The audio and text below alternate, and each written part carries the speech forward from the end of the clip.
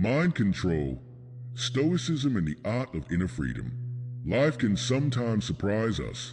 The weather can turn bad, plans can fall apart, and people can act in ways we didn't expect. But what if I told you that it is possible to find inner peace despite the chaos around us? Stoicism, a philosophy that teaches us to control our minds in order to live consciously and happily, can help us to do this. But what is it that we can control? The Stoics offered a simple but profound distinction. There are things in the world that we can control and things that we cannot control. Our minds, our thoughts, our actions are entirely within our control, but the weather, the behavior of other people, the political climate are not. Trying to control what is beyond our control may be a fruitless endeavor and can lead to feelings of anxiety. The Stoics believe that the key to happiness lies in focusing on what we can control and accepting the things that we cannot. One way to achieve this, as suggested by the Stoics, is to practice mind control. Mind control is not about suppressing emotions, but about knowing how to manage them. The Stoics offered several practices to help people achieve this. 1. Separation of reality. When confronted with challenges, it might be beneficial to consider what is within our control and what lies beyond it. For instance, in the event of missing a train, rather than becoming upset, one could focus on finding the next flight. While we cannot change the past, we can adjust our perspective. 2. Conscious thinking.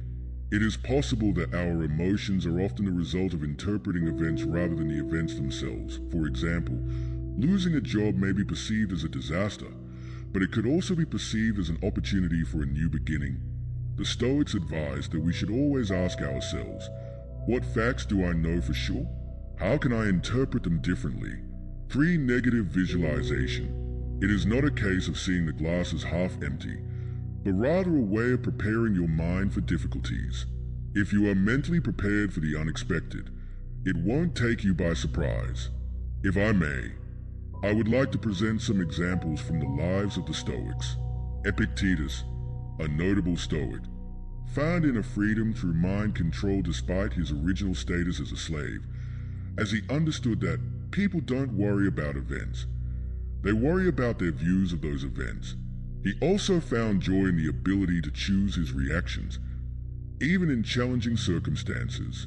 Similarly, Marcus Aurelius, the Roman emperor who ruled a vast empire, is known to have drawn upon Stoic philosophy in order to make difficult decisions, as evidenced by his diary, Alone with Myself, which is a collection of reflections that helped him remain calm in the face of wars, betrayals, and illness.